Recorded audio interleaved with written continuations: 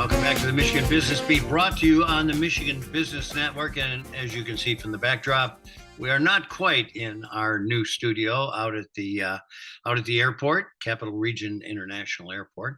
But it doesn't matter because we're going to fly right now up to Traverse City. We're going to spend a little time with Warren Call, President and the CEO of Traverse Connect. And Traverse, always good to have you on here, Warren. Tell everybody a little bit about Traverse Connect. Yeah, thanks, Chris. I appreciate the opportunity to join you this morning. Traverse Connect is the regional economic development and chamber organization for the Grand Traverse area. So we're 5-county, and we're now in our almost 4th year of existence after merging a couple of organizations, including the original Traverse City Area Chamber of Commerce. You know, this is a pretty atypical structure, but you guys have seen some pretty darn good success. So with that, give me a few highlights. What's been happening in the last few months? You know, it's been a really exciting time here in Traverse City. We've got, as I like to say, I think we've accelerated through the challenges of the pandemic really well. Things are growing. We have cranes across the town. Things are being built, including some housing, which we desperately needed. We still need a lot more. But we do have a number of housing developments in the works, both in Traverse City and kind of across the region. So that's a positive thing. It's been a really strong season in hospitality. Obviously, we still have some service issues with the number of people that are available, workforce challenges, but that is starting to get a little bit better. I wouldn't say we've turned the corner, but we are starting to see people come back into the workforce. Those pressures are alleviating just slightly. But it's positive. You know, it's kind of interesting because I wanted to talk about that a little bit. And as you know, I've been pounding the drum for immigration reform a lot. You guys, and this won't surprise too many of our viewers, have always been involved in immigrant workers, so to speak. Absolutely. Do you see that as kind of a solution for the shortage of talent? I mean, if everybody in Traverse City came back to work where they were before, you probably still wouldn't have enough people. Yeah, we would absolutely still be short, Chris. And I definitely think that immigration is part of the solution.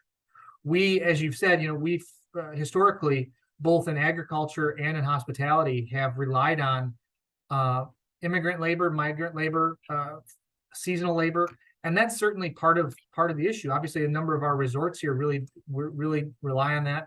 We'd like to see some improvements and some progress at the federal level to improve the immigration policies and procedures so that we can get more of the workers that we need. That's certainly part of the solution that needs to be addressed for Northern Michigan to thrive. All right. So do you have any projects or events coming up? We've got a lot of exciting projects. I want to highlight one thing that we're really excited about, Chris, on the economic development front. We are in the process of confirming the installation of a couple of rapid chargers for marine boats, for electric boats around Grand Traverse Bay. By boating season next year, we will be one of the first places in North America with a network of rapid chargers for boats. It's going to be really exciting. In addition to that, we're planning for one of our biggest events of the year, which is the annual Economic Summit. This year, keynote speaker Quentin Messer and a great panel for discussion. That's coming up on November 7th.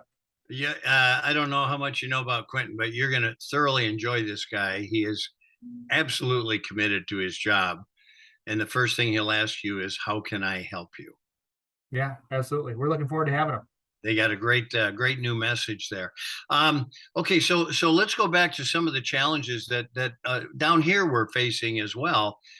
Supply chain issues, are they impacting you?